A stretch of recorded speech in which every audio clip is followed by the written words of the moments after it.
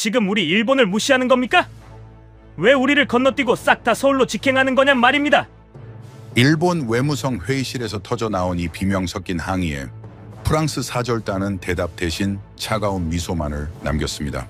마크롱 대통령이 일본 열도를 그저 낡은 박물관 보듯 무심하게 지나치고 서울 청와대로 향한 진짜 이유, 일본이 밤새도록 미 대사관의 문을 두드리며 한국의 앞길을 막으려 처절하게 발악했지만 결과는 비참한 패배였습니다. 전 세계 최강대국들이 자존심을 버리고 한국 앞에 줄을 서게 만든 대체 불가능한 미래의 열쇠, 그리고 일본은 감히 꿈도 꾸지 못할 한국만의 소름 돋는 설계도, 강대국들이 수백 년간 짜놓은 판을 통째로 갈아엎고 이제는 전 세계가 한국이 정한 새로운 기준에 맞춰 움직여야 하는 냉혹하고도 위대한 현실, 그 전율 돋는 전말을 지금 바로 공개합니다. 영상을 시청하신 후 마음에 드신다면 좋아요와 구독 버튼을 꼭 눌러주세요. 여러분의 관심이 저에겐 큰 힘이 됩니다. 그럼 바로 시작하겠습니다. 저는 그날 밤을 잊지 못합니다. 마크롱 대통령의 얼굴이 분노로 굳어지던 그 순간을. 워싱턴은 동맹의 등 뒤에서 칼을 꽂았고 660억 달러짜리 계약은 전화 한 통의 재가 되었습니다. 프랑스 입장에서는 치욕이었고 평생 잊을 수 없는 굴욕이었죠. 하지만 그 배신이 없었다면 프랑스는 결코 한국을 주목하지 않았을 겁니다. 그리고 파리의 전략가들이 한국의 움직임을 추적하기 시작했을 때 누구도 예상하지 못했던 신호가 포착되었습니다. 50년간 미국이 단단히 걸어 잠갔던 그 빗장이 삐걱거리며 흔들리기 시작했다는 신호가. 저는 자크 베르니에입니다. 프랑스 국영 원자력 기업에서 20년간 전 세계 우라늄 공급망을 설계해온 에너지 안보 전략가입니다. 지금은 프랑스 국가안보국의 핵심 자문역으로 에너지와 국방이 교차하는 가장 은밀한 지점에서 패권의 흐름을 읽어온 인물이죠. 오늘 제가 여러분께 공개할 이야기는 전 세계 언론이 단순한 우호 방문이라 보도한 프랑스 마크롱 대통령의 방한 뒤에 숨겨진 진짜 사건입니다. 2026년 초 워싱턴에서 심상치 않은 신호가 흘러나오기 시작했습니다. 트럼프 행정부가 이란 전쟁 파병을 거부한 한국을 향해 전례 없는 카드를 꺼내들었죠. 한미 원자력 협정을 거론하며 핵연료 공급을 원천 차단하겠다는 무언의 경고였습니다. 표면적으로는 동맹국 간의 외교적 마찰처럼 보였죠. 하지만 이것은 단순한 마찰이 아니었습니다. 협박이었습니다.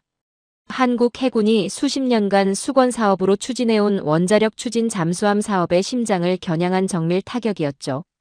원자력 추진 잠수함에는 핵연료가 필요합니다. 그리고 그 핵연료의 공급권을 쥐고 있는 나라가 바로 미국이었죠. 미국이 밸브를 잠그는 순간 한국의 잠수함 야망은 설계도 위에서 영원히 잠들어야 하는 신세가 됩니다. 트럼프는 그 사실을 정확히 알고 있었고 그것을 협박의 도구로 삼은 겁니다. 동맹이라는 이름 아래 가장 비열한 방식으로 말이죠. 저는 이 소식을 접하며 분노했습니다. 미국이 동맹국의 안보 약점을 틀어쥐고 외교적 굴복을 강요하는 이 방식은 오커스 배신 이후 우리 프랑스가 뼈저리게 경험한 그것과 본질적으로 다르지 않았기 때문입니다. 강대국의 논리는 언제나 같습니다. 우리 편이 되려면 우리 말을 들어라. 그렇지 않으면 고립시켜버리겠다. 하지만 역사는 늘 그 논리의 균열을 내는 나라를 기억해왔죠. 그리고 바로 그 균열이 청와대에서 시작되었습니다. 마크롱 대통령의 방안은 겉으로는 평범한 정상 외교였습니다. 언론은 한불 수교 기념과 문화 협력을 앞세워 보도했죠. 하지만 청와대 회담장 안에서 벌어진 일은 제가 수십 년간 이 일을 해오면서도 단 한 번도 본 적 없는 장면이었습니다. 마크롱이 먼저 입을 열었죠. 한국 대통령이 묻기도 전에 마크롱이 먼저 패를 꺼내놓은 겁니다. 7.5% 전홍축 우라늄, 즉 에리유 기반의 원자로 기술 전술을 강력히 시사한 것이었죠. 저는 이 대목에서 솔직히 말씀드리면 멈칫했습니다. 외교의 세계에서 기술 강국이 핵심 기술을 먼저 꺼내놓는다는 것은 극히 이례적인 일이기 때문입니다. 이것은 단순한 친선의 표시가 아니었죠. 그것은 프랑스가 한국을 절실하게 필요로 하고 있다는 무언의 고백이었습니다. 여기서 잠깐 30년 전을 한번 돌아봐야겠습니다. 한국이 우리 프랑스의 고속열차 기술을 도입하려 했을 때 프랑스 기술진은 핵심 기술을 블랙박스에 가두어 절대 보여주지 않았습니다. 한국을 그저 우리의 물건을 사주는 시장으로만 보았던 거죠. 치사하고 오만했습니다. 지금 돌이켜보면 부끄러운 일이죠. 하지만 한국인들은 결코 무너지지 않았습니다. 프랑스가 가로막으면 우회했고 문을 잠그면 스스로 벽을 뚫었죠. 우리가 절대 안 된다고 했던 그 기술들을 한국은 기어이 독자적으로 개발해내며 세계 최고 수준의 고속열차를 만들어냈습니다. 구걸이 아니었습니다. 프랑스의 오만의 실력으로 깨부순 기술 독립전쟁이었죠. 그런데 2026년 청와대에서 그 역사가 완전히 뒤집혔습니다. 30년 전에는 프랑스가 문을 잠갔는데 이제는 프랑스가 먼저 청와대의 문을 두드리며 가장 깊숙한 기술의 비밀번호를 스스로 누르고 있었으니 말입니다. 왜 이렇게 되었을까요? 프랑스는 한국의 압도적인 양산 능력과 방산 제조 기술 없이는 유럽의 안보조차 지킬 수 없는 처지가 되었기 때문이죠. 30년 전 기술을 미끼로 갑질을 하던 프랑스가 이제는 제발 파트너가 되어달라며 먼저 손을 내밀고 있는 겁니다. 갑과 을이 완전히 뒤바뀐 거죠. 이제 7.5%라는 숫자가 왜 그토록 중요한지 설명드려야겠습니다. 미국이 핵잠수함에 사용하는 연료는 농축도 90% 이상의 고농축 우라늄입니다. 이 연료를 쓰는 순간 한국은 미국의 허락 없이는 연료 한 방울도 넣지 못하는 구조에 갇히게 되죠. 잠수함을 띄울 때마다 작전을 수행할 때마다 워싱턴의 눈치를 봐야 합니다. 30년짜리 노예 계약이나 다름없는 거죠. 그런데 프랑스의 방식은 근본적으로 다릅니다. 7.5% 수준의 저농축 우라늄으로도 잠수함을 운용할 수 있는 기술. 이것이 프랑스만이 보유한 독보적인 노하우입니다. 이 농축도는 국제원자력기구, 즉 IAEA의 감시 기준을 완벽히 통과하죠. 무기 제조 의혹을 받을 여지가 전혀 없습니다. 그리고 결정적으로 미국의 국제무기 거래 규정인 ITAR의 통제 밖에 있죠. 한국이 이 기술을 손에 넣는다면 미국의 승인 없이도 독자적인 핵잠수함 로드맵을 그릴 수 있게 된다는 뜻입니다. 트럼프가 그토록 단단히 채워놓은 사슬이 법적으로 완벽하게 끊어질 수 있는 길이 열릴 수 있다는 거죠. 실제로 청와대 회담 이후 프랑스 국영 원자력 기업들 사이에서 심상치 않은 움직임이 감지되기 시작했습니다. 우라늄 채굴부터 사용 후 연료 재처리까지 핵연료 전주기 기술 협력을 한국과 논의할 수 있다는 기류가 흘러나오기 시작한 겁니다. 확정된 것은 아무것도 없었습니다. 하지만 바로 그 논의 자체가 충격이었죠. 50년간 이 분야에서 단 한 번도 나온 적 없던 이야기가 처음으로 테이블 위에 올라왔다는 사실 자체가 역사적인 사건이었습니다. 그리고 한 가지 더, 프랑스 최신의 핵잠수함 슈프랑급에 탑재된 K-15 가압수형 원자로가 한국이 구상 중인 5,000톤급 잠수함 선체와 기술적으로 맞아떨어질 수 있다는 분석이 전문가들 사이에서 나오기 시작했습니다. 아직 합의된 것도 결정된 것도 없습니다.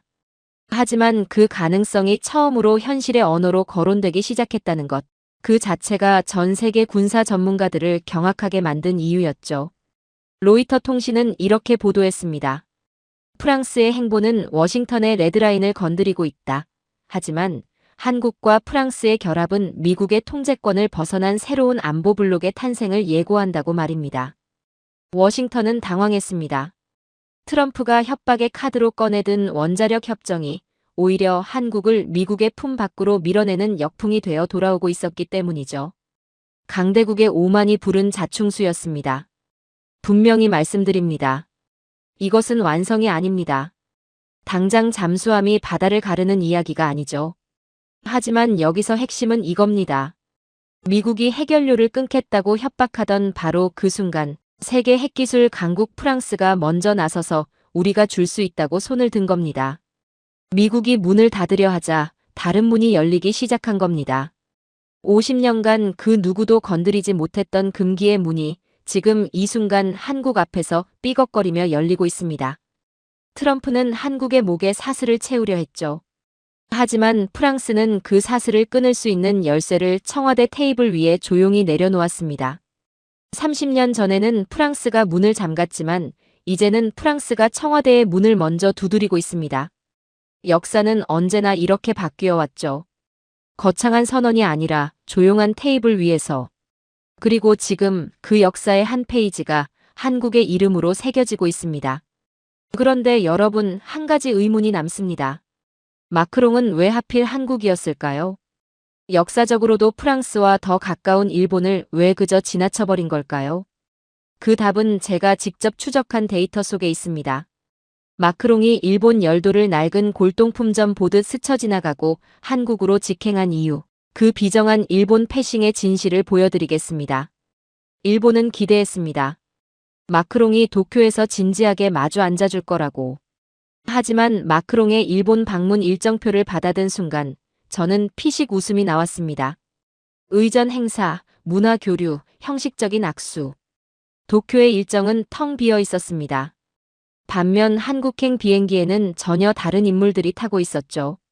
유럽판 오픈 AI로 불리는 미스트랄 AI의 수장, 양자 컴퓨터 분야의 선구자 파스칼의 핵심 인사들, 유럽의 미래를 짊어진 기술 엘리트들이 도쿄는 거들떠보지도 않고 곧장 한국으로 향한 겁니다. 프랑스 유력지 르 피가로는 이를 두고 이렇게 표현했습니다. 프랑스의 뇌가 일본을 버리고 한국의 심장을 선택했다고 말이죠. 이것은 단순한 외교 일정의 차이가 아니었습니다. 일본을 향한 냉혹한 선고였습니다. 도대체 왜 이런 일이 벌어진 걸까요? 저는 이 질문의 답을 찾기 위해 도쿄와 한국의 데이터를 수년째 비교해왔습니다.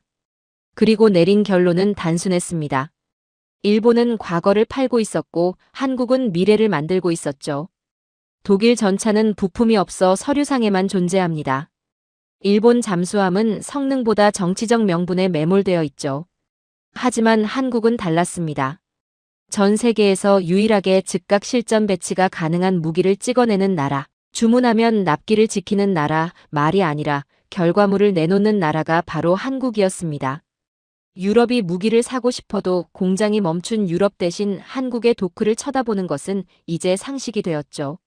마크롱이 한국에서 가장 먼저 찾은 자리를 아십니까? 삼성 회장의 바로 옆자리였습니다. 도쿄에서 정치인들과 맹물 같은 악수를 나누던 마크롱이 한국에서는 반도체 황제와 마주 앉아 전혀 다른 이야기를 꺼냈죠. 바로 HBM 반도체 독점 공급 문제였습니다. HBM은 인공지능 연산의 필수적인 고대 역폭 메모리 반도체입니다. 미스트랄 AI의 알고리즘이 아무리 뛰어나도 그것을 구동할 이 반도체가 없으면 그저 종이 위의 수식에 불과하죠. 그리고 전 세계에서 이 반도체를 안정적으로 공급할 수 있는 나라는 사실상 한국뿐이었습니다. 미스트랄 AI 측에서 이런 말이 흘러나왔습니다. HBM 없이는 우리의 AI도 유령에 불과하다고 말이죠. 프랑스의 뇌와 한국의 심장이 결합하는 순간 미국과 중국의 기술 독주에 맞설 거대한 동맹이 탄생하는 겁니다. 소프트뱅크를 앞세운 일본이 아무리 손을 흔들어도 반도체 공급망의 현실 앞에서는 선택지가 없었죠. 일본이 이 소식을 접한 것은 새벽이었다고 합니다. 일본 외무성은 발칵 뒤집혔습니다. 그리고 즉각 프랑스 측에 항해 메시지를 보냈죠. 한국의 핵잠수함 기술을 시사하면 동북아의 균형이 깨진다는 논리였습니다. 필사적인 방해 공작이었습니다. 일본 입장에서는 한국이 핵잠수함 보유 가능성의 한 발짝이라도 다가서는 것 자체가 받아들이기 힘든 시나리오였으니까요. 하지만 마크롱 대통령의 답변은 냉정하기 그지없었습니다. 일본은 회의만 2년을 하지만 한국은 결과물을 2개월 만에 낸다. 우리는 시간이 없다. 그게 전부였죠. 일본의 로비는 실리 앞에서 휴지 조각이 되어버렸습니다. 이쯤에서 캐나다 잠수함 프로젝트 이야기를 해드려야겠습니다. 캐나다의 차세대 잠수함 사업은 이제 그 누구도 승리를 장담할 수 없는 거대한 진검승부의 장으로 변했습니다. 당초 세계 바다를 주름잡던 강자들이 모두 모여들었으나 이제 전장에는 오직 두 나라의 깃발만이 팽팽하게 맞서고 있었죠. 가장 먼저 이 거대한 흐름에서 비참하게 밀려난 것은 한때 강력한 라이벌로 꼽히던 일본이었습니다. 기술의 정점이라 자부하던 화려한 이름표 뒤로 잠수함 수리비를 부풀려 비자금을 조성하고 성능 데이터까지 조작했다는 추잡한 부패가 만천하에 드러났기 때문입니다. 국가 안보를 담보로 사기극을 벌였다는 사실에 신뢰를 잃은 일본은 결국 서류 심사의 문턱조차 넘지 못한 채 전 세계의 비웃음을 사며 경기장 밖으로 영구히 쫓겨나고 말았죠. 일본이 사라진 자리에는 이제 잠수함의 종주국이라 불리는 독일과 그 견고한 성벽을 정조준한 대한민국만이 남았습니다. 독일은 자신들이 쌓아온 수세기의 전통과 신뢰를 앞세워 여전히 이 거대한 판의 주도권을 놓지 않고 있어요. 그들이 가진 정교한 기술력과 오랜 운영 실적은 캐나다 국방부조차 쉽게 외면할 수 없는 거대한 벽입니다. 하지만 이 철옹성 같은 전통은 역설적으로 한국의 무서운 추격을 허용하는 틈이 되기도 했죠.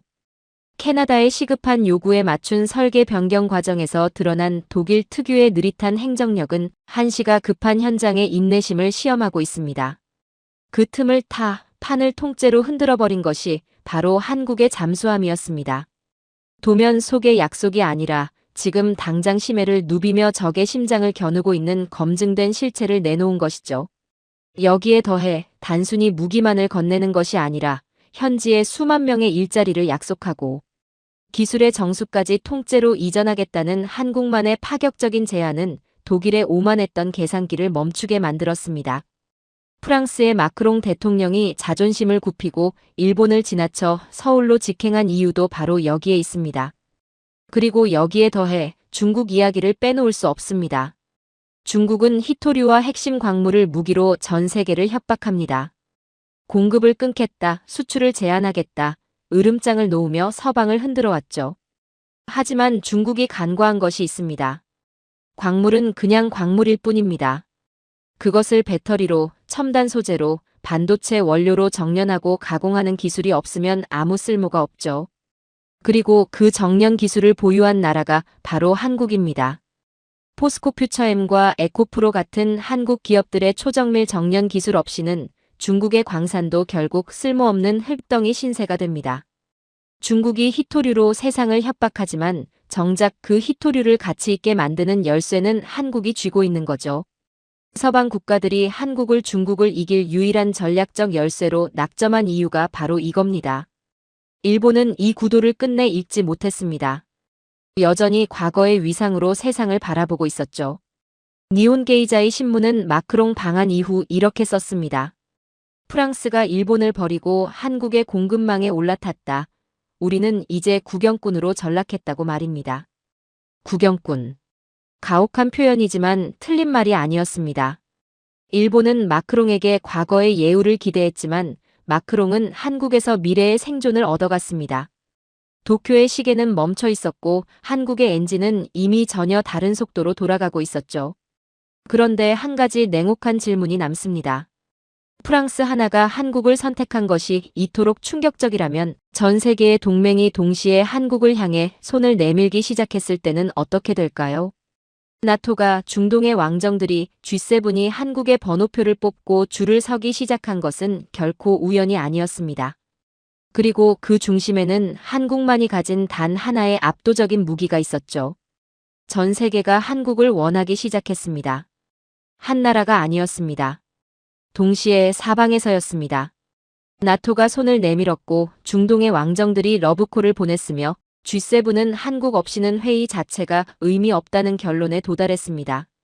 저는 이 광경을 보며 처음에는 제 눈을 의심했습니다.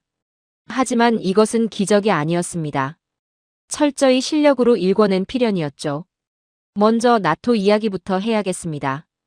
트럼프 행정부가 나토 탈퇴를 시사하기 시작하면서 유럽의 안보는 벼랑 끝에 섰습니다. 미국이 빠진 나토는 사실상 이빨 빠진 호랑이나 다름없었죠. 유럽은 패닉에 빠졌습니다. 그런데 그 패닉 속에서 나토가 찾은 답이 바로 한국이었습니다. 단순한 아시아 파트너 수준이 아니었습니다. 나토는 한국을 AP4, 즉 아시아 태평양 파트너 4개국 가운데서도 상설 이사회의 핵심 허브로 격상시키려는 움직임을 본격화했습니다. 유럽의 안보 의사결정 테이블에 한국이 실질적인 멤버로 앉게 된다는 뜻이었죠. 6.25 전쟁 때 유엔군의 도움을 받아 겨우 나라를 지켜낸 한국이 이제는 유럽의 안보를 논의하는 테이블의 핵심 축이 되었습니다. 불과 70여 년 전 이 나라는 전쟁의 폐허 위에서 구호물자로 하루하루를 버텼습니다. 그 나라가 이제 유럽의 안보를 논의하는 자리에 앉는다는 것이 무엇을 의미하는지 저 같은 외부인이 오히려 더 실감하고 있었습니다. 마크롱은 여기서 한 발 더 나아갔습니다. 2026년 에비앙 정상회의에 한국을 사실상 상시 멤버급으로 초대한 겁니다. G7 회원국이 되었다는 뜻이 아닙니다. 하지만 한국이 더 이상 초대받지 못한 손님이 아니라 규칙을 함께 논의하는 자리에 앉게 되었다는 것만큼은 분명했습니다. 에비앙 정상회의 준비위원회 내부에서는 이런 말이 나왔습니다. 한국 없는 G7은 단순한 노인들의 회의에 불과하다고 말이죠. 냉혹하지만 정확한 표현이었습니다. 강대국들이 만들어 놓은 규칙을 따르기만 하던 나라가 이제는 그 규칙을 논의하는 자리에 초대받는 나라가 된 겁니다. 그런데 여기서 끝이 아니었습니다. 오커스, 즉 미국과 영국과 호주가 뭉친 안보 동맹까지 한국의 손을 내밀기 시작했습니다. 오커스는 설계도는 그릴 수 있습니다. 극초음속 무기, 차세대 잠수함, 첨단 드론. 구상은 화려했죠. 하지만 문제가 있었습니다. 그것을 실전용으로 대량 양산할 공장이 없었습니다. 미국의 방산 공장들은 냉전 이후 수십 년간 구조조정을 거치며 핵심 제조 역량이 급격히 쪼그라들었습니다. 영국과 호주는 말할 것도 없었죠. 설계도는 있는데 물건을 못 찍어내는 겁니다. 전쟁은 설계도로 하는 게 아닌데 말이죠. 결국 오커스가 찾은 답도 한국이었습니다. 세계 유일의 즉각 양산 가능한 엔지니어링 라인을 보유한 나라, 바로 한국이었죠. 미국과 영국이 한국의 제조 라인을 빌려달라고 요청하는 이 장면이 불과 몇 년 전만 해도 상상이나 할 수 있었겠습니까? 중동의 움직임은 더욱 드라마틱했습니다. 미국, 이스라엘과 이란의 분쟁이 격화되면서 UAE와 사우디아라비아는 냉정한 계산을 시작했습니다. 미국이 없는 중동의 안보 공백을 누가 메울 수 있는가? 그들이 내린 결론은 명확했습니다. 한국이었죠. 공식 명칭은 중동전략동맹, 즉 메사입니다. 전 세계 전문가들이 중동판 나토라 부르는 이 거대한 안보 블록의 중심에서 미국의 빈자리를 대신할 기술 파트너로 한국이 지목되기 시작했습니다. 나토처럼 문서 하나로 딱 서명된 동맹이 아닙니다. 하지만 실질은 이미 움직이고 있었습니다. UAE와 사우디는 천궁투를 수조 원 규모로 사들이며 자국의 방어체계 심장을 한국제 표준으로 맞추기 시작했죠. 단순한 무기 쇼핑이 아닙니다. 국가 안보의 근간을 한국 기술로 교체한 겁니다. 알자지라는 이렇게 보도했습니다. 중동의 군주들은 더 이상 미국의 변덕스러운 정책에 목매지 않는다. 그들은 기술을 공유하고 약속을 지키는 한국산 방패를 선택했다고 말입니다. 그리고 바로 이 대목에서 프랑스가 뼈아픈 대가를 치르는 장면이 연출됩니다. UAE는 오랫동안 프랑스의 라팔 전투기를 운용해왔습니다. 그런데 UAE가 라팔 F5 도입 협상 과정에서 핵심 기술의 주권, 즉 소스 코드 공개를 요구했습니다. 프랑스는 거부했죠. 자국 영공을 지키는 전투기인데 무장 하나 바꾸는 것도 프랑스 눈치를 봐야 하는 구조의 UAE는 폭발했습니다. 결국 협상은 결렬되었고 UAE가 프랑스에 투자하려던 막대한 자금의 향방이 달라지기 시작했습니다. 그 자금이 쏠리고 있는 곳이 바로 한국의 KF-21 보라매였습니다. 아직 최종 서명 전이었습니다. 하지만 UAE 장관의 입에서 한국의 KF-21이 대안이라는 말이 나온 순간 업계에서는 이미 게임이 끝났다고 보았습니다. KF-21은 달랐습니다. 구매국이 원하는 무장을 직접 통합할 수 있는 소프트웨어 유연성을 제공했죠. 미션 컴퓨터의 소스 코드까지 공개하는 파격적인 조건이었습니다.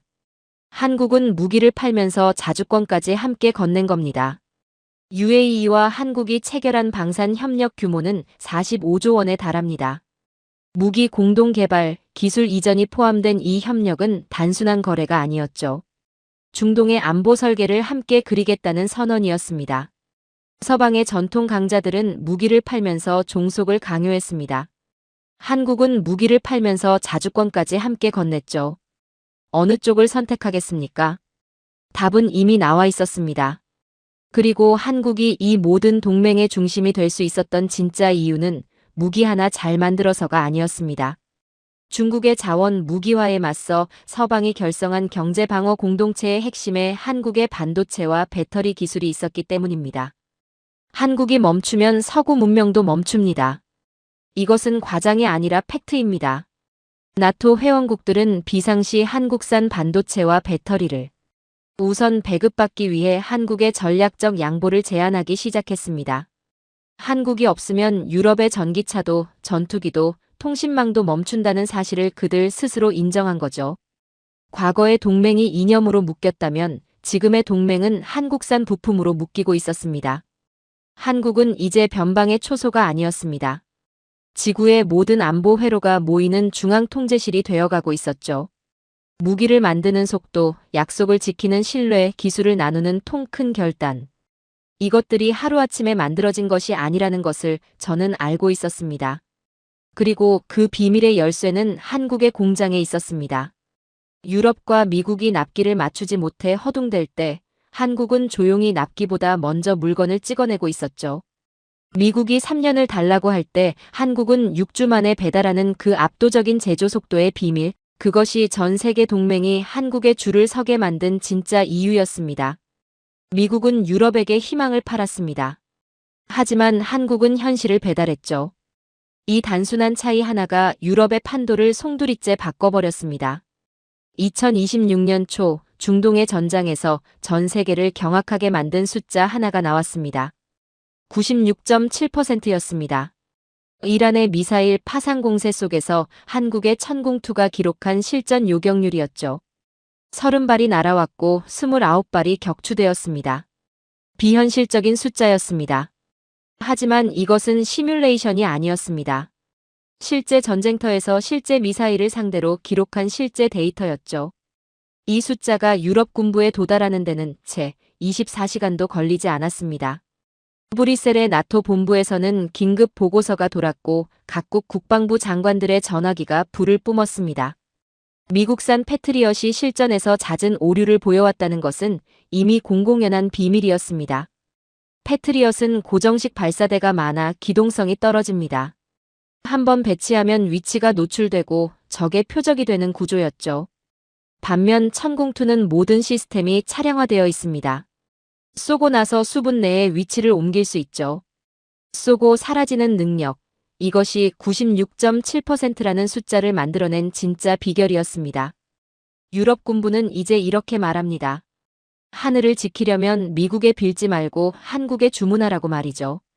그런데 천궁2보다 더 유럽을 충격에 빠뜨린 것이 따로 있었습니다. 바로 한국의 제조 속도였습니다. 록히드 마틴과 레이시온이 부품 수급난을 이유로 미사일 한 발을 인도하는데 3년을 달라고 버티고 있을 때 한국은 단 6주 만에 완제품을 찍어내어 배에 실었습니다. 3년과 6주. 같은 지구 위에서 벌어지고 있는 일이 맞는지 의심스러울 정도였죠. 전 세계 국방장관들이 한국의 공장 라인을 현대판 마법이라 부르는 이유가 바로 이겁니다. 민주주의의 변기창이라는 왕관은 이제 워싱턴에서 한국으로 옮겨졌습니다. 이 충격이 가장 먼저 현실로 나타난 곳이 폴란드였습니다. 폴란드는 K2 전차와 K9 자주포로 군대를 무장하기 시작했습니다. 그런데 여기서 흥미로운 일화가 하나 있습니다. K2 전차가 처음 폴란드에 도착했을 때 현장의 폴란드 장교들이 당황했습니다. 계약서에 명시된 납기보다 무려 3개월이나 일찍 도착했기 때문입니다. 너무 빨리 왔으니 혹시 중고품을 보낸 것 아니냐고 의심했다는 겁니다. 확인 결과 갓 생산된 새 제품이었습니다. 폴란드 장교들이 눈물을 흘렸다는 이야기가 방산업계에서 지금도 회자되고 있죠. 약속보다 빠른 납기, 새 것보다 더 새 것 같은 품질. 이것이 한국 방산의 민낯이었습니다. 폴란드가 한국 무기로 무장하는 모습을 지켜보던 루마니아와 발트 3국이 줄을 서기 시작했습니다. 동유럽 전역의 군사교범이 한국 무기를 기준으로 재편되고 있죠. 러시아를 막으려면 한국어로 된 매뉴얼을 익혀야 한다는 말이 농담이 아닌 현실이 된 겁니다. 독일 언론 도이체 벨레는 이렇게 한탄했습니다. 독일의 콧대가 꺾였다. 폴란드의 들판을 달리는 것은 독일 전차가 아니라 한국의 흑표다. 우리는 기술을 논했지만 한국은 승리를 배달했다고 말입니다. 자존심 강한 독일이 이런 말을 했다는 것 자체가 이미 판세가 완전히 기울었다는 증거였죠. 그런데 유럽 군부가 한국 무기에 열광하는 이유가 단순히 성능과 속도 때문만은 아니었습니다. 더 근본적인 이유가 있었죠. 바로 주권의 문제였습니다. 미국 무기에는 보이지 않는 족쇄가 달려 있습니다. 워싱턴의 승인 없이는 발사 자체가 힘든 킬 스위치가 내장되어 있죠. 자국 영토를 지키는 무기인데 방아쇠를 당기기 전에 워싱턴의 눈치를 봐야 한다는 겁니다. 이것이 얼마나 굴욕적인 구조인지는 굳이 설명하지 않아도 아실 겁니다. 한국 무기는 달랐습니다. 독자적인 데이터 링크를 제공했죠. 미국의 정보 통제와 간섭 없이 동맹국끼리 실시간 합동작전이 가능한 구조였습니다. 수십 년간 주권에 목말랐던 유럽 국가들에게 이것은 그야말로 최고의 복음이었죠. 무기를 사면서 자주권까지 함께 얻는 거래. 이것이 한국 방산이 유럽을 사로잡은 핵심 경쟁력이었습니다. 여기에 한국은 한 가지를 더 얹었습니다. 무기만 팔고 유유히 사라지는 장사꾼이 아니었죠. 폴란드와 루마니아 현지에 직접 거대한 정비창을 지었습니다. 현지 기술자들을 훈련시키고 정비 기술을 통째로 전수했습니다. 무기를 사는 순간 그 나라의 산업 생태계까지 함께 살아나는 동반 성장 모델이었죠. 미국과 유럽의 방산업체들이 수십 년간 군림하면서도 한 번도 내놓지 않았던 방식이었습니다. 그리고 한국은 거기서 또 한 발 더 나아갔습니다. 향후 40년간 무기 체계를 관리하고 업그레이드해주는 구독형 안보 모델을 제시한 겁니다. 한 번 사면 끝이 아니라 한국이 40년 동안 옆에서 함께 진화해주겠다는 약속이었죠. 넷플릭스처럼 안보를 구독하는 시대가 열린 겁니다. 유럽 국가들은 한국이라는 거대한 기술 공급망에 안보 생명줄을 연결했습니다. 가장 저렴하면서도 가장 확실한 평화를 손에 넣은 거죠. 나토의 심장부 브뤼셀에서는 이런 말이 공공연하게 나옵니다. 유럽 군대는 이제 한국의 허락 없이는 기름칠도 못한다고 말이죠. 10년 전이라면 누군가 이 말을 했을 때 비웃었을 겁니다. 하지만 지금 이것은 현실입니다. 유럽이 어느 쪽을 선택했는지는 이미 답이 나와 있었습니다. 그런데 여러분, 한국이 유럽의 하늘과 땅을 책임지게 된 이 이야기에는 아직 빠진 것이 하나 있습니다. 바로 에너지입니다. 무기가 아무리 뛰어나도 연료가 없으면 쇳덩어리에 불과하죠. 그리고 그 연료를 누가 쥐고 있는지를 알게 되는 순간 여러분은 또 한 번 경악하게 될 겁니다. 기름 한 방울 나지 않는 나라가 전 세계 정유 시장의 8%를 장악하고 있다는 사실, 그리고 미군 전투기를 띄우는 항공유의 상당 부분이 한국산이라는 이 냉혹한 현실이 기다리고 있습니다. 사람들은 착각합니다. 기름을 가진 자가 세상을 지배한다고 말이죠. 하지만 천만에요. 원유는 그저 검은 액체일 뿐입니다. 그것을 현대 문명의 혈액인 연료로 바꾸는 심장이 멈춘다면 산유국들의 부도 미국의 함대도 순식간에 고철로 변합니다. 저는 20년간 전 세계 우라늄 공급망을 설계하면서 에너지의 본질을 누구보다 잘 알고 있습니다. 그리고 그 경험으로 단언할 수 있습니다. 지금 이 순간 전 세계 에너지의 숨통을 쥐고 흔드는 나라는 중동도 러시아도 아닙니다. 한국입니다. 먼저 숫자부터 보시죠. 한국은 기름 한 방울 나지 않는 나라입니다. 그런데 전 세계 정유 시장의 8%를 장악하고 있습니다. 어떻게 이런 일이 가능할까요? 답은 연금술에 있습니다. 원유를 사와서 전 세계에서 가장 깨끗하고 강력한 고부가가치 석유 제품으로 재탄생시켜 파는 겁니다. 울산과 여수의 정유단지, 이곳이 바로 그 연금술의 본거지입니다.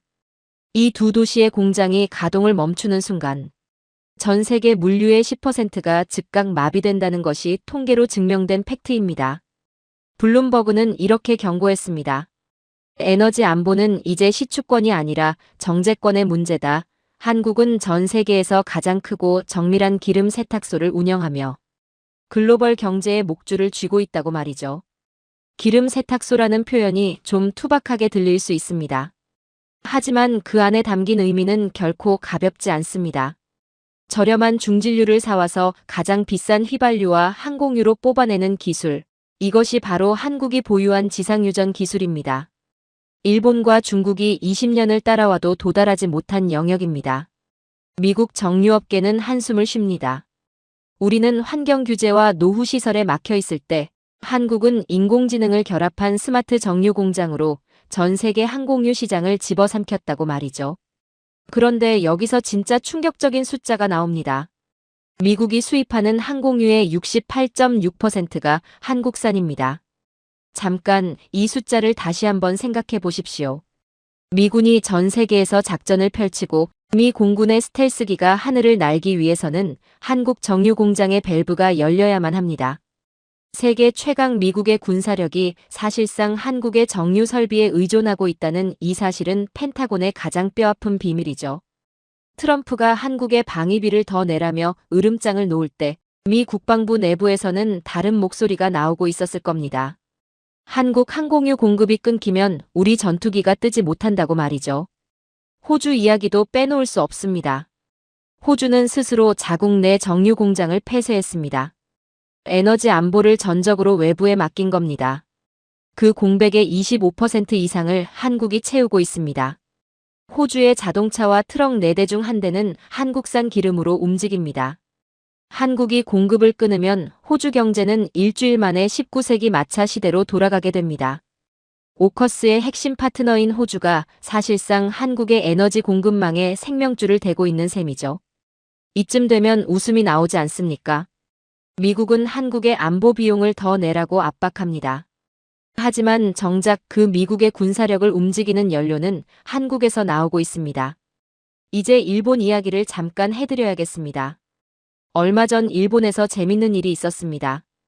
일본 네티즌들이 호르무즈 해협을 통과하는 유조선을 보며 역시 일본의 외교력이라며 환호했습니다.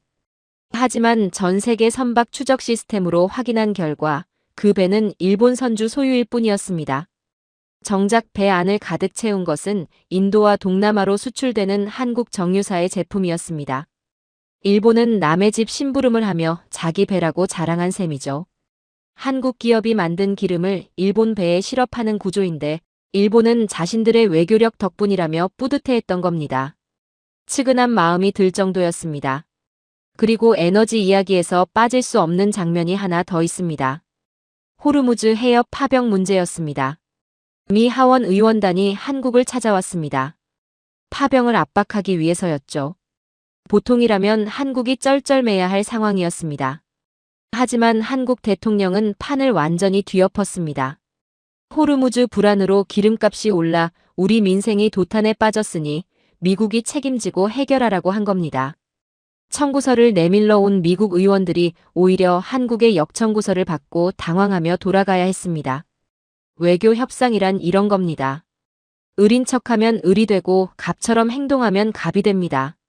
한국은 이제 에너지 협상 테이블에서 갑처럼 행동할 근거를 가진 나라가 되었죠.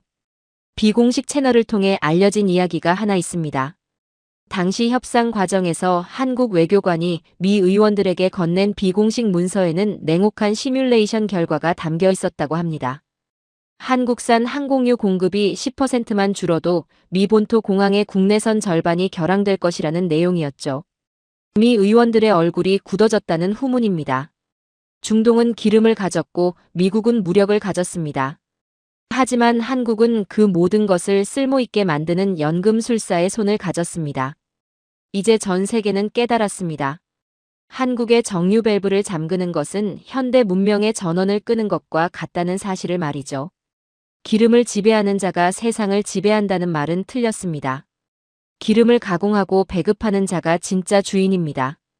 그리고 그 주인은 지금 이 순간 한반도의 작은 정유 단지에서 세계 경제의 혈액을 만들어내고 있습니다. 그런데 여기서 한 가지 더 짚어야 할 것이 있습니다. 한국이 에너지 패권을 쥐게 된 데는 중동과의 관계가 결정적이었습니다. UAE와 사우디를 포함한 걸프협력회의 6개국은 에너지 위기 국면에서 비상시 원유를 한국에 최우선 공급하겠다는 의지를 밝혔습니다. 중국과 일본이 막대한 자금을 동원해 로비했지만 중동의 왕정들은 흔들리지 않았습니다. 그들이 원한 것은 돈이 아니었습니다. 자신들의 하늘을 지켜줄 천궁2, 땅을 지켜줄 K2 전차, 그리고 기술을 함께 나눌 진정한 혈맹이었죠. 한국은 무기도 팔고 에너지도 가공하고 안보도 책임지는 나라가 된 겁니다. 이것이 한국이 에너지 전쟁에서 조용히 하지만 완벽하게 승리한 방식이었습니다. 20세기 유럽을 구한 것은 미국의 달러였습니다. 하지만 21세기 무너지는 서구를 구하고 있는 것은 한국의 공장 엔진 소리입니다. 이 문장이 과장처럼 들리십니까? 그렇다면 지금부터 제가 직접 추적한 숫자와 현장을 보여드리겠습니다. 유럽은 지금 거대한 딜레마에 빠져 있습니다. 혁신은 멈췄고 공장은 늙었으며 정치는 분열되었죠. 독일이 자랑하던 인더스트리 4.0은 구호에 그쳤고 프랑스의 제조업은 에너지 비용과 인건비에 질식해가고 있습니다. 그 빈자리를 한국이 채우고 있었습니다.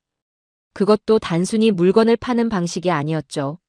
한국은 유럽 현지 공장들의 인공지능 스마트 팩토리 시스템을 통째로 이식하기 시작했습니다. 전력 소비를 실시간으로 최적화하고 불량률을 자동으로 감지하며 생산 라인 전체를 인공지능이 관리하는 시스템이었죠.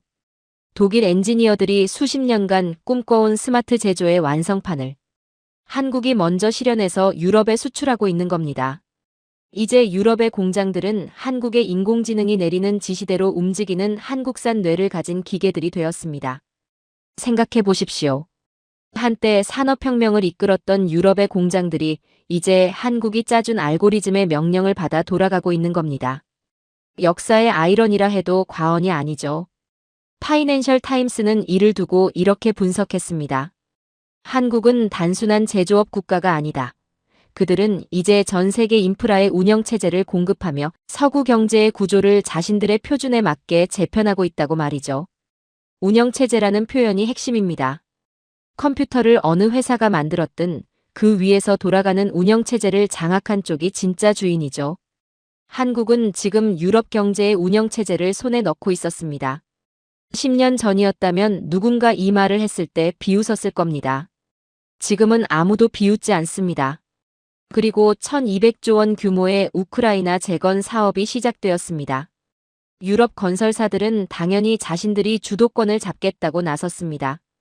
우리 땅이니 우리가 하겠다고 고집을 피웠죠. 하지만 우크라이나 정부의 결론은 달랐습니다. 한국의 속도가 아니면 우리 국민들이 당장 겨울을 날 수 없다며 한국 기업들에게 독점적 지위를 부여한 겁니다. 한국은 단순히 시멘트를 붓는 게 아니었습니다. 도시 전체를 연결하는 스마트 시티 행정망과 초고속 전산 시스템을 통째로 이식하는 방식이죠.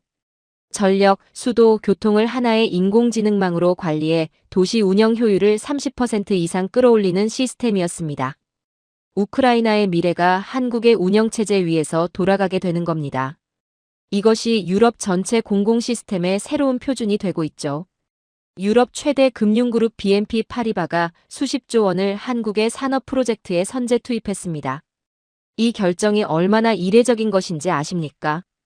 BNP 파리바는 수백 년의 역사를 가진 유럽 금융의 심장입니다. 그런 기관이 금을 팔고 한국 방산 및 기술 채권을 사들이는 결정을 내린 겁니다. 그들의 결론은 명확했죠. 전쟁과 위기 속에서 금보다 확실한 안전자산은 한국에 멈추지 않는 제조 라인이라고 말이죠. 이제 원화는 단순한 화폐가 아닙니다. 전 세계 투자자들이 가장 신뢰하는 실물 담보 자산으로 인정받기 시작했습니다. 돈은 거짓말을 하지 않습니다. 수백 년 역사의 유럽 금융 엘리트들이 한국에 베팅했다는 사실 하나만으로도 충분히 웅장하지 않습니까? 그리고 한국이 이 모든 것을 가능하게 한 근본적인 이유가 있습니다. 바로 폐허에서 정점국이 된 경험이었습니다. 전 세계 분쟁 지역과 개발도상국들이 미국식 모델이 아닌 한국식 모델을 원하고 있습니다. 원조를 받던 나라가 70년 만에 원조를 주는 나라가 된 이 기적의 공식은 인류 역사상 가장 효율적인 재건 방정식으로 자리 잡았죠. 부서진 나라를 다시 일으키는 법을 온몸으로 아는 나라. 그 경험 자체가 한국의 가장 강력한 수출품이 된 겁니다. 서구의 엘리트들은 이제 인정하기 시작했습니다. 한국은 경쟁자가 아니라 생존을 위해 반드시 잡아야 할 마지막 동반자라는 사실을 말이죠. 돈은 어디에나 있습니다. 기술도 어느 나라에나 조금씩은 있죠. 하지만 그 돈과 기술을 가치 있게 만들 실력과 속도, 그리고 신뢰가 동시에 있는 나라는 지금 이 순간 오직 하나였습니다. 땅과 바다와 공장을 넘어 이제 시선을 하늘로 올려보십시오. 인공지능의 뇌를 깨어있게 하는 심장, 그리고 달 기지를 건설할 로봇의 손. 그 모든 것의 중심에도 한국이 있었습니다. 프랑스가 기초과학의 종주국이라 자부하던 시절은 끝났습니다. 이론은 아름답지만 그것을 현실로 구현해내지 못한다면 그저 종이 위의 낙서일 뿐이죠. 저는 에너지 전략가로 살아오면서 수많은 나라의 기술력을 평가해왔습니다. 하지만 한국이 보여주는 것은 차원이 달랐습니다. 인공지능이 지배하고 우주가 새로운 영토가 되는 시대, 그 모든 설계도의 중심에 한국이 있다는 사실을 이제 전 세계가 인정해야만 합니다. 먼저 전 세계 기술 기업들이 가장 두려워하는 위기부터 이야기해야겠습니다. 바로 전력입니다. 인공지능은 엄청난 전기를 먹습니다. 챗GPT 하나가 하루에 소비하는 전력이 웬만한 소도시 하나를 먹여 살릴 수준이죠. 구글도 마이크로소프트도 오픈AI도 이 문제 앞에서 머리를 싸매고 있습니다. 데이터 센터를 짓고 싶어도 그것을 돌릴 전기가 없는 겁니다. 이 난제를 해결한 것이 바로 한국의 소형 모듈 원자로, 즉 SMR입니다. 일반 원전은 냉각수가 필요하기 때문에 반드시 해안가나 강가에 지어야 합니다. 하지만 한국형 SMR은 공기 냉각 방식을 채택했습니다. 데이터 센터 바로 옆에 설치할 수 있다는 뜻이죠. 거대 원전보다 안전하면서도 필요한 곳. 어디에나 세울 수 있는 이 기술에 실리콘밸리의 거대 자본이 무차별적으로 쏟아지고 있습니다. 인공지능의 뇌는 미국이 만들었을지 몰라도 그 뇌를 깨어있게 하는 심장은 한국산이라는 말이 현실이 된 겁니다. 와이어드는 이렇게 평가했습니다. 실리콘밸리의 알고리즘은 훌륭하다. 하지만 그 알고리즘을 현실 세계의 물리적 실체로 구현하는 하드웨어의 신은 이제 한국에 거주한다고 말이죠. 그런데 한국의 야망은 지구에서 멈추지 않았습니다. 나사가 인류를 다시 달로 보내는 아르테미스 프로젝트를 추진하면서 한국을 필수 파트너로 낙점했습니다. 이유는 단순했습니다. 극한의 환경에서도 오차 없이 작동하는 한국의 건설 로봇과 초고속 통신 기술이 없다면 달 기지 건설 자체가 불가능하기 때문이었죠. 나사 내부에서는 이런 말이 나왔다고 합니다. 우리는 달에서 생존을 고민하지만 한국인들은 생산을 고민한다. 그들의 자동화 건축 기술은 우리가 20년 뒤에나 가질 수 있는 수준이라고 말입니다. 미국이 우주로 가는 길을 열었다면 한국은 그 길 끝에 인류가 살 수 있는 집을 짓고 있는 겁니다. 지구 밖에서 가장 먼저 울려 퍼질 소리는 미국의 성과가 아니라 한국 로봇의 정교한 구동음이 될 것입니다. 이제 하늘 이야기를 해드려야겠습니다. 전쟁터에서 가장 무서운 것이 무엇인지 아십니까? 눈에 보이지 않는 적입니다. 구름이 끼고 밤이 되고 모래폭풍이 몰아치면 기존의 광학 위성은 아무것도 보지 못합니다. 하지만 한국의 SAR 위성, 즉 합성 개구레이더 위성은 다릅니다. 구름도 밤도 모래폭풍도 이 위성 앞에서는 장막이 되지 못합니다. 24시간 전 세계를 센티미터 단위로 감시하는 이 기술의 나토와 중동 국가들이 열광하고 있죠. 미국의 눈인 광학 위성이 감길 때 한국의 눈인 SAR 위성은 오히려 더 선명해집니다. 실제로 중동 전쟁터에서 한국의 SAR 위성 데이터가 결정적인 정보를 제공하면서 전 세계 정보 주권의 무게추가 이동하기 시작했습니다.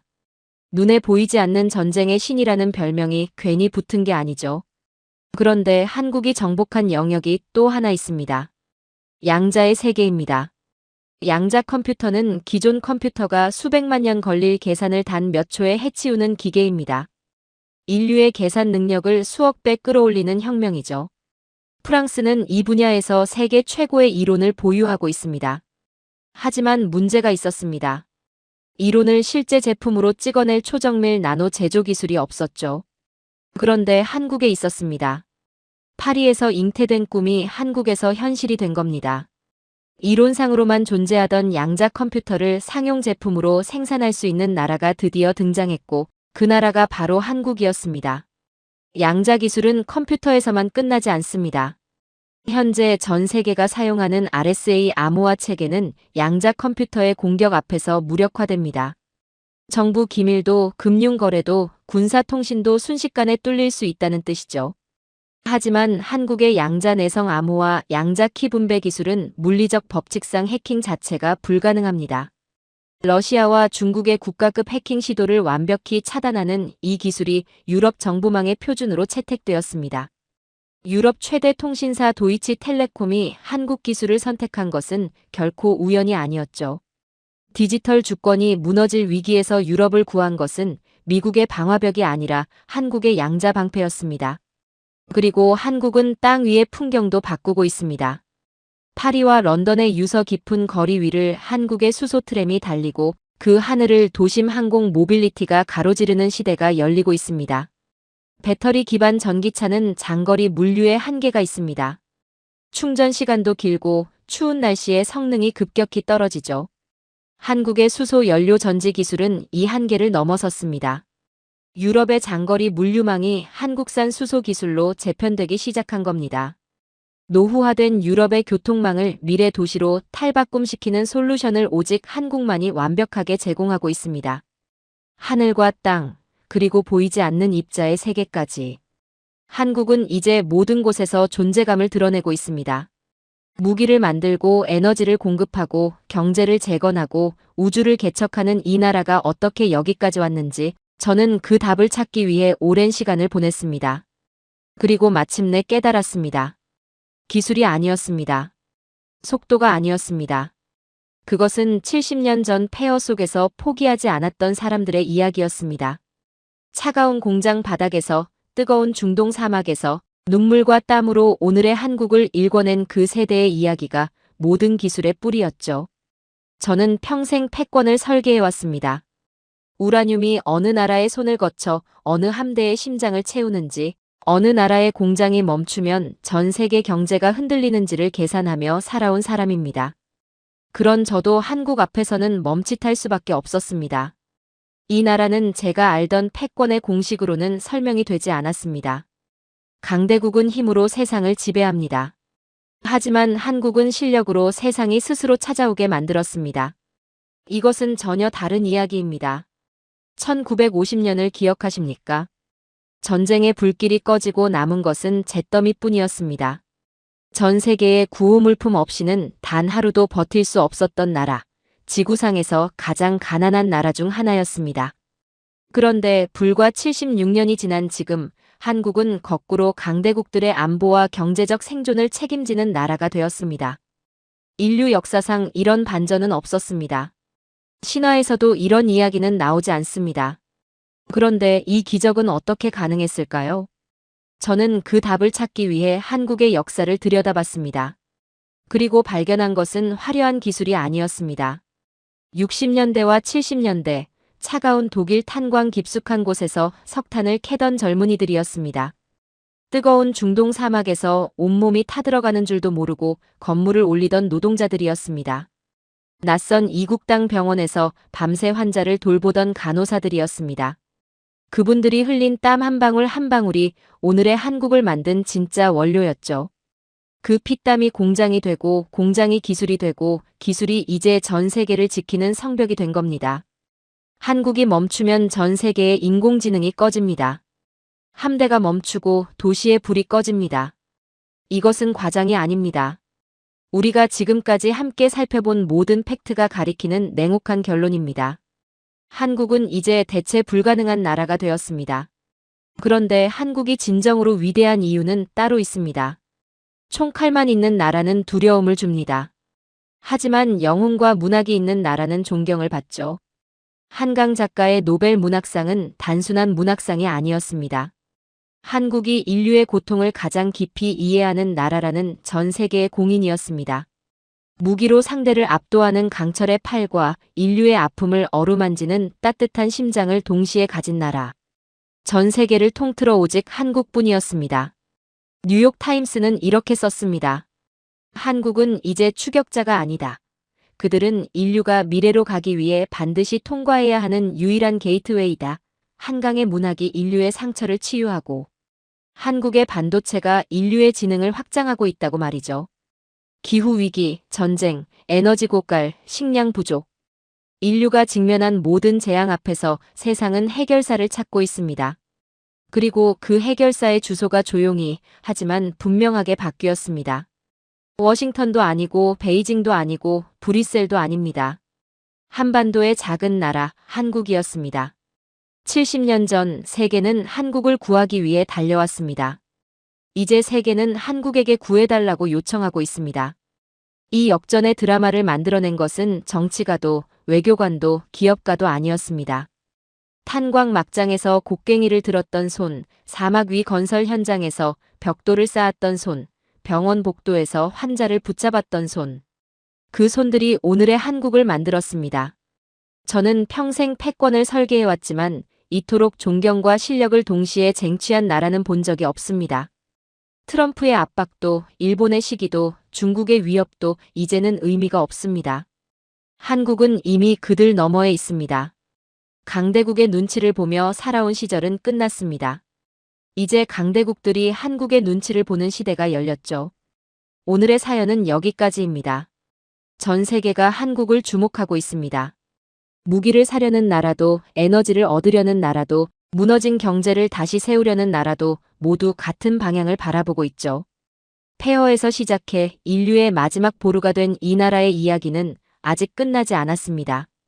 대한민국이 멈추면 세계가 멈추지만 대한민국은 단 한 번도 멈춘 적이 없었습니다. 그리고 앞으로도 그럴 것입니다. 긴 영상 시청해주셔서 감사합니다. 내일은 더 좋은 영상으로 찾아오겠습니다.